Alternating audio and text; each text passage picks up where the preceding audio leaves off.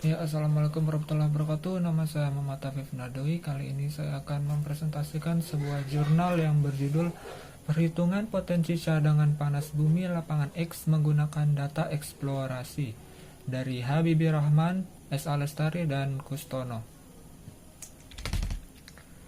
Nah, Indonesia merupakan negara yang memiliki cadangan sumber panas bumi terbesar, yakni sebesar 29.125 gigawatt elektrik. Hal ini disebabkan oleh keberadaan Indonesia secara geografis yang terletak pada daerah vulkanik, sehingga memungkinkan terbentuk dan tersimpannya sumber energi panas bumi. Untuk memperoleh informasi mengenai daerah yang prospek menghasilkan panas bumi hingga kemudian dilakukan pengeboran guna membuktikan keberadaan energi panas bumi tersebut, diperlukan kegiatan survei. Survei yang dilakukan ditinjau dari segi geologi, geokimia, dan geofisika. Data yang diperoleh merupakan parameter-parameter yang digunakan untuk menghitung potensi cadangan suatu lapangan, seperti data kedalaman beserta luas reservoir dan temperatur reservoir. Secara teori, panas bumi terbentuk akibat adanya aktivitas fisika dan kimia yang berada di dalam bumi. Lempeng tektonik menabrak satu sama lain dan mengakibatkan terbentuknya dataran tinggi, ataupun patahan atau rekahan, di mana proses ini disebut sebagai subduksi atau tumbukan. Oleh sebab itu, keberadaan suatu sumber panas bumi dapat diidentifikasi dari adanya kegiatan vulkanik dan tektonik, serta dapat pula dilihat dari manifestasi di permukaannya. Sistem panas bumi adalah bagian yang termasuk ke dalam sistem hidrologi, termasuk zona recharge dan bagian-bagian outflow dan bagian bawah permukaan. Sementara itu, reservoir panas bumi merupakan bagian dari sistem panas bumi yang mengindikasikan terdapatnya panas dan zona permeabel yang dapat langsung dieksploitasi. Tanda keberadaan sumber panas bumi juga dapat dilihat langsung di permukaan, yaitu disebutnya itu manifestasi, baik diakibatkan oleh tekanan maupun ebulisi atau pendidih.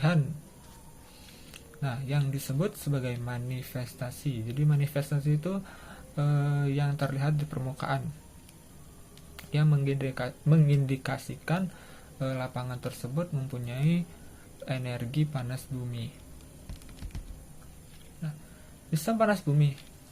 Sistem panas bumi dibedakan menjadi 5, yaitu sistem hidrotermal konvektif, sistem geopressure, sistem sedimentary, sistem radiogenik, dan sistem hot dry rock. Ini menurut LAN 2007.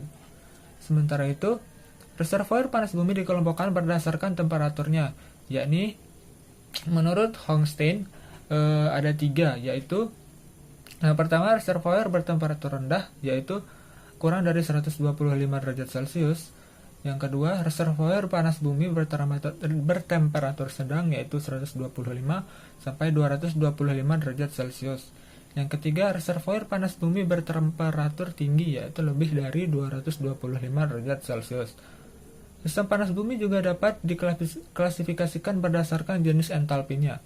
Yang pertama, entalpi rendah, sistem entalpi sedang, dan sistem entalpi tinggi. Namun yang digunakan sebagai dasar perhitungan dalam pengelompokan yaitu berdasarkan reservoirnya, yaitu temperatur reservoirnya. Nah, jenis dan sifat fluida panas bumi itu mencangkup volume spesifik dan densitas fluida energi dalam serta entalpi dan panas laten. Volume spesifik fluida pada suatu fase fluida merupakan antara volume dengan massa dari fluida tersebut. Satuan volume spesifik dinotasikan dengan besaran meter pangkat 3 per kilogram. Jadi volume per massa. Besar dari volume spesifik air dan uap tergantung pada besarnya tekanan dan temperatur. untuk kemudian dikolerasikan dengan tabel uap. Sedangkan densitas merupakan perbandingan antara massa dengan volume fluida tersebut, yaitu satuan itu kilometer per meter pangkat 3 meter kubik. Energi dalam merupakan salah satu parameter yang menyatakan besar panas yang terkandung di dalam suatu fase persatuan massa, yaitu satuannya itu kilojoule per kilogram. Dan yang terakhir, entalpi didefinisikan sebagai jumlah dari energi dalam dengan energi yang dihasilkan oleh tekanan. Entalpi sendiri dapat bernilai positif atau negatif. Apabila dia bernilai positif, maka terjadi penyerapan energi, sedangkan entalpi yang bernilai negatif apabila terjadi pelepasan energi. Yang digunakan sebagai standar untuk perhitungan jumlah panas dalam air, karena untuk menaikkan temperatur sebesar 1 derajat Fahrenheit untuk 1 lb air diperlukan panas sebesar 1 BTU. Satuan dari entalpi dinyatakan kilojoule per kilogram. Sifat batuan panas bumi. Sifat batuan panas bumi terdiri dari densitas batuan, saturasi, porositas, permeabilitas, dan kapasitas panas. Porositas merupakan perbandingan antara volume rongga-rongga maupun rekahan-rekahan batuan dengan volume batuan, yang dinyatakan sebagai fraksi dari volume total batuan. Porositas batuan reservoir panas bumi dibedakan menjadi dua, yakni porositas rekahan dan porositas antar butir atau matriks batuan, di mana hanya porositas matriks batuan yang dapat diukur di laboratorium. Permeabilitas suatu batuan merupakan ukuran batuan untuk mengalirkan fluida yang berpengaruh pada kecepatan air fluida di dalam pori maupun batuan rekah alami. Permeabilitas umumnya dinyatakan dalam satuan MD. Sedangkan dalam bidang panas bumi biasa dinyatakan dalam meter kuadrat. Kapasitas panas merupakan banyaknya energi panas yang diperlukan untuk menaikkan temperatur padatan. Dalam hal ini, panas bumi sebesar 1 derajat Celcius. Kapasitas panas yang terdapat pada batuan bersama-sama dengan massa total dan temperaturnya menunjukkan beberapa panas yang terkandung di dalam batuan tersebut. Kegiatan eksplorasi. Kegiatan eksplorasi panas bumi dilakukan dengan tujuan untuk mengetahui keberadaan air atau uap panas bumi dalam reservoir yang memiliki permeabilitas yang baik dan mendukung. Di antara beberapa kegiatan eksplorasi, terdapat kegiatan survei untuk memperoleh gambaran yang lebih terperinci mengenai keadaan geologi di permukaan maupun di bawah permukaan. Kegiatan eksplorasi dibedakan menjadi beberapa bagian, yakni eksplorasi pendahuluan, eksplorasi lanjutan, dan serta pengeboran eksplorasi.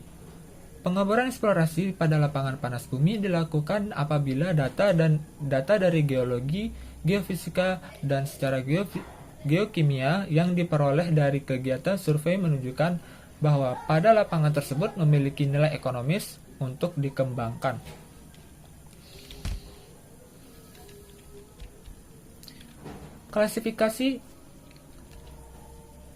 Klasifikasi potensi energi panas bumi. Pengklasifikasian sumber daya dan cadangan energi panas bumi dibedakan berdasarkan hasil dari kajian ilmu-ilmu kebumian.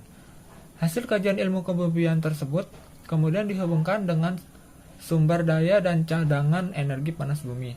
Cadangan panas bumi dikelompokkan menjadi 3, yaitu kelas cadangan mungkin atau possible, kelas cadangan terduga atau probable, dan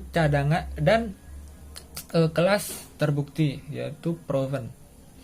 Perhitungan potensi energi pada kelas cadangan mungkin dilakukan berdasarkan hasil penyelidikan geologi, geokimia, dan atau landaian suhu sehingga dapat menggambarkan model konseptual panas bumi dan mengestimasikan dimensi dan karakteristik fluida beserta batuan reservoirnya. Nah, metode yang dilakukan dalam penelitian ini yaitu metode yang dilakukan itu adalah metode volumetrik dan metode simulasi Monte Carlo. Nah, metode volumetrik merupakan metode estimasi potensi energi panas bumi mulai dari kelas sumber daya hipotesis sampai dengan kelas cadangan terbukti. Sedangkan metode simulasi Monte Carlo memperkirakan potensi cadangan panas bumi berdasarkan distribusi nilai cadangannya. Prinsip metode volumetrik yaitu menganggap bahwa reservoir panas bumi merupakan reservoir yang terbentuk segi empat atau kotak dengan volume yang dapat dihitung dengan mengalirkan luas area yang diperkecil mengandung fluida panas bumi dengan ketebalannya. Sedangkan metode simulasi Monte Carlo khususnya pada bidang panas bumi merupakan metode pendekatan secara probabilistik yang digunakan untuk memperkirakan besarnya potensi cadangan panas bumi suatu lapangan.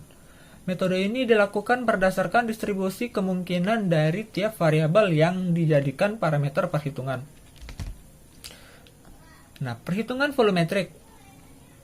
Perhitungan mengenai besarnya potensi energi listrik yang dapat dimaksimalkan dapat dilakukan dengan prosedur berikut, yaitu yang pertama, menghitung kandungan energi yang pada keadaan awal atau inisial. Yang kedua, menghitung kandungan energi pada keadaan akhir atau final. Yang ketiga, menghitung energi maksimal yang dapat dimanfaatkan. Yang keempat, menghitung energi panas bumi yang dapat dimaksimalkan pada kenyataannya. Yang kelima, menghitung besarnya cadangan yang dapat dimanfaatkan dalam kurun waktu T tahun. Perhitungan besar yang terakhir, perhitungan besar potensi listrik panas bumi, yakni energi yang dapat dibangkitkan selama periode T tahun. Nah, ini merupakan rumus-rumusnya. Yang pertama, kandungan energi yang pada keadaan awal itu berikut rumusnya. HEI sama dengan AH dan seterusnya. Yang kedua, kandungan energi pada keadaan akhir atau final, ya berikut rumusnya juga yang di bawahnya.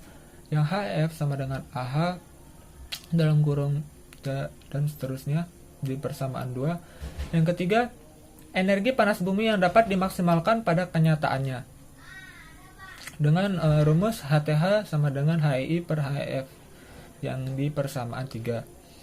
Yang keempat, besarnya cadangan yang dapat dimanfaatkan dalam kurun waktu T tahun, yaitu rumusnya HRE sama dengan HDE per T dan seterusnya. Dan yang terakhir, besarnya potensi listrik panas bumi, yakni energi listrik yang dapat dibangkitkan selama periode T tahun, yaitu rumusnya HEL sama dengan HDE kali N per T dan seterusnya di persamaan 6. Dan bisa dilihat ya, ini persamaan yang digunakan. Nah, yang kedua, perhitungan metode simulasi Monte Carlo. Pada perhitungan menggunakan Microsoft Excel, nilai acak dimasukkan dengan memasukkan rumus formula bar, di mana nilai tersebut berkisar antara 0,1 untuk kemudian dikalikan dengan variabel-variabel yang memiliki fungsi distribusi probabilitas.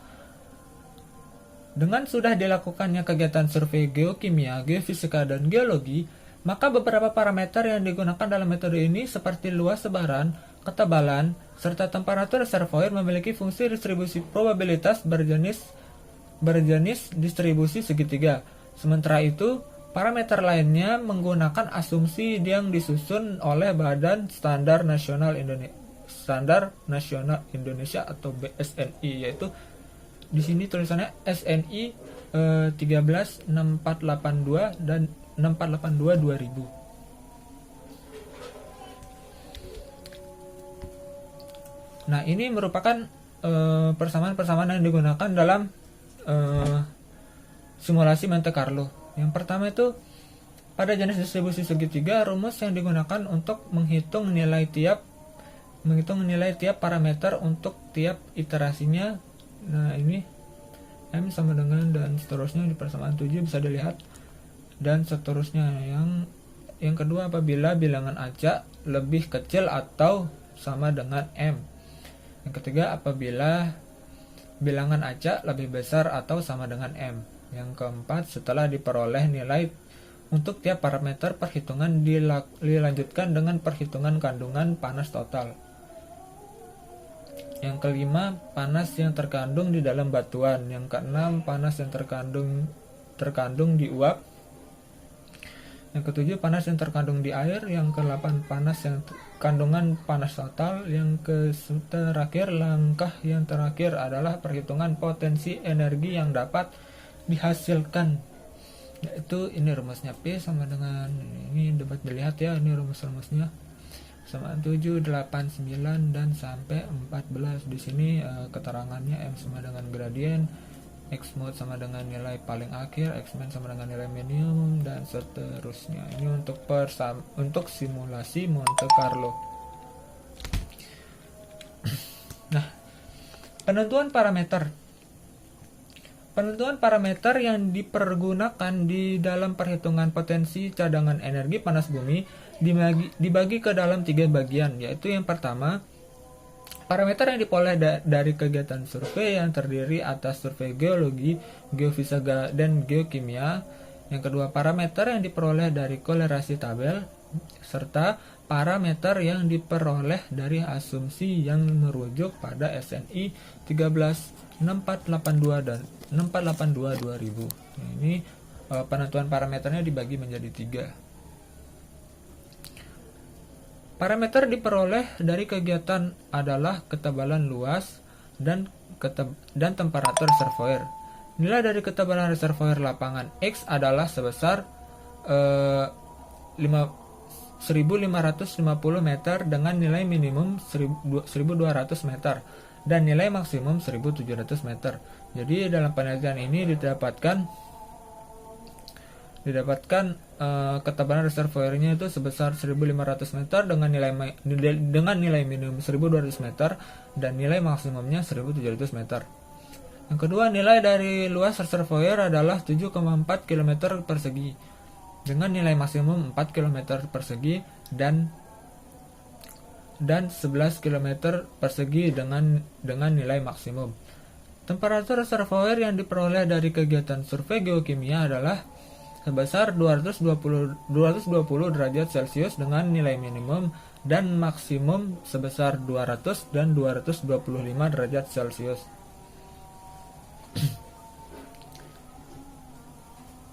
Parameter yang diperoleh dari kolerasi tabel uap serta tabel permeabilitas relatif adalah densitas, energi dalam, dan saturasi pada keadaan akhir.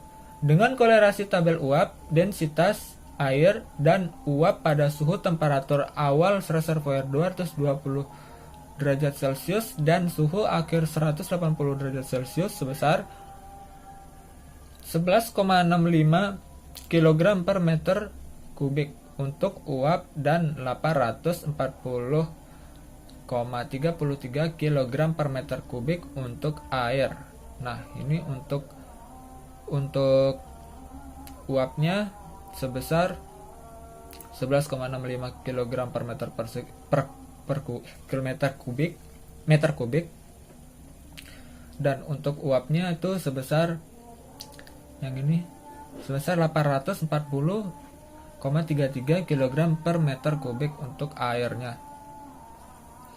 Kemudian dengan kolerasi tabel uap dapat pula ditentukan nilai energi dalam air atau UF pada keadaan awal sebesar 940,79 kJ per kilogram. Nah, didapatkan dari tabel kolerasi tersebut nilai energi dalam air atau UF pada keadaan awalnya itu 940,79 kJ per kilogram. Energi dalam air pada keadaan akhirnya itu 761,91 kJ per kilogram. Nah, ini untuk keadaan akhirnya. Energi dalam uap atau UV pada keadaan awal itu sebesar 2601,3 kJ per kilogram. Dan energi dalam uap pada keadaan akhir sebesar 2582,8 kJ per kilogram. Selanjutnya, dengan tabel permeabilitas relatif diperoleh saturasi air pada keadaan akhir adalah 30% dan saturasi uap pada keadaan akhirnya itu sebesar 5%. Nah, dengan tabel permeabilitas relatif itu ternyata diperoleh nilai saturasi air pada keadaan akhirnya tuh adalah 30%, yaitu lebih besar daripada nilai saturasi uap pada keadaan akhirnya, yaitu hanya sebesar 5% saja. Nah, berikut merupakan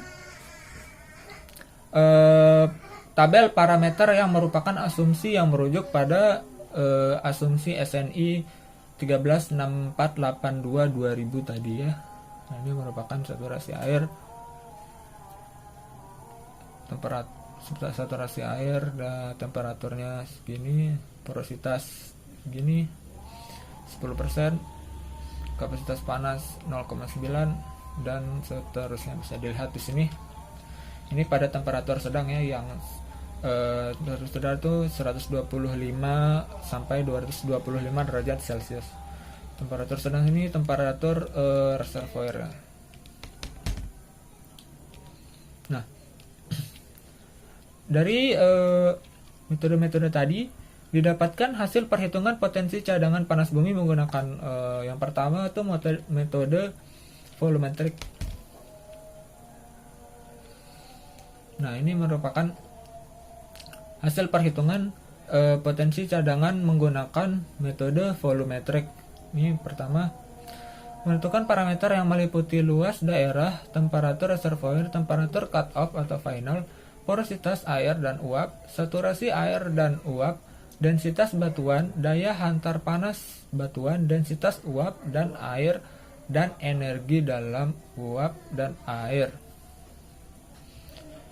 Memasukkan parameter luas daerah, temperatur reservoir, temperatur cut-off, porositas air dan uap, saturasi air dan uap, densitas batuan, daya hantar panas batuan, densitas air dan uap, dan energi dalam uap dan air ke dalam rumus perhitungan cadangan.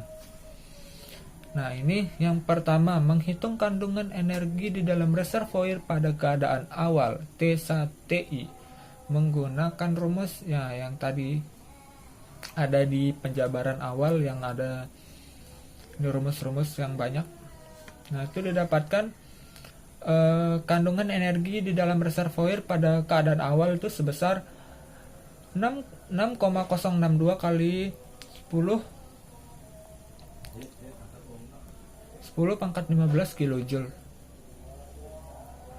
Yang kedua, ini energi, menghitung kandungan energi di dalam reservoir pada keadaan akhir. Nah, ini keadaan akhirnya atau TF-nya, kandungan energinya yang didapat sebesar 4,665 kali 10 pangkat 15 kilojoule. Terus selanjutnya menghitung maksimum energi yang dapat dimanfaatkan. Didapatkan itu sebesar 1,397 kali 10 pangkat. Ini ya 10 pangkat maksudnya nih, yang ini kurang penulisannya. Itu sebesar 1,397 kali 10 pangkat 15 kilojoule. Yang keempat, menghitung energi panas bumi yang pada kenyataannya dapat diambil atau cadangan panas bumi menggunakan rumus ya, nah yang tadi yang ada di banyak rumus tadi itu didapatkan, di mana RF-nya 25%, didapatkan energi panas yang pada kenyataannya dapat diambil atau dimanfaatkan tuh sebesar 3,491 kali 10 pangkat 14 kilojoule.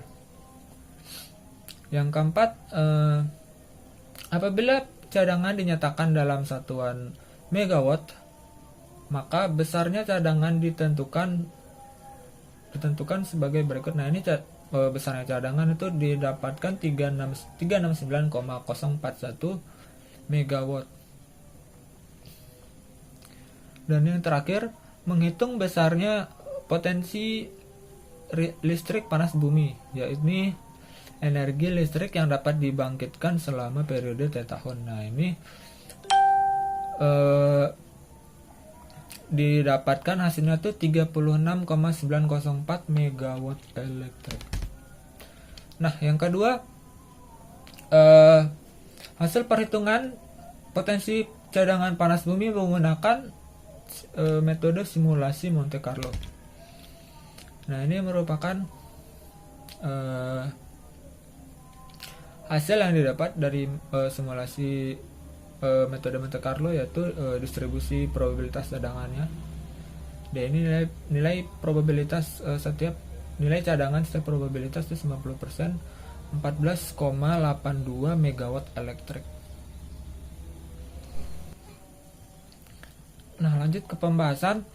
Setelah diperoleh semua parameter yang digunakan dalam perhitungan potensi cadangan energi panas bumi dengan metode volumetric, dapat diperkirakan bahwa potensi cadangan energi panas bumi untuk kelas cadangan mungkin sebesar 36,90 megawatt elektrik pada lapangan X. Sementara itu, untuk perhitungan yang menggunakan simulasi Monte Carlo, besar potensi cadangan panas bumi yang pada tingkat kepercayaan 90% itu sebesar 14,82 megawatt elektrik. Nah, kesimpulan dari penelitian ini yaitu yang pertama, ketebalan reservoir lapangan panas bumi X adalah sebesar 1550 meter dengan nilai maksimum dan nilai minimum dan maksimumnya sebesar 1200 dan 1700 meter. Yang kedua, luas dari reservoir lapangan panas bumi X adalah sebesar 7,42 km persegi dengan nilai minimum dan nilai maksimumnya sebesar 4 dan 11 km persegi. Yang ketiga, besar potensi cadangan lapangan panas bumi X yang dihitung dengan metode volumetric adalah sebesar 36,90 megawatt elektrik. Yang keempat, potensi cadangan yang dihitung dengan simulasi Monte Carlo adalah sebesar 14,82 megawatt elektrik pada tingkat kemungkinan kepercayaan 90%. Dan yang terakhir, pada kelas cadangan mungkin, hasil dari perhitungan masih belum dapat dipastikan keakuratannya karena kegiatan pengeboran belum dilakukan, sehingga data yang diperoleh masih belum lengkap dan beberapa di antaranya berdasarkan asumsi. Nah, ini berikut kesimpulan-kesimpulan dari penelitian yang dilakukan.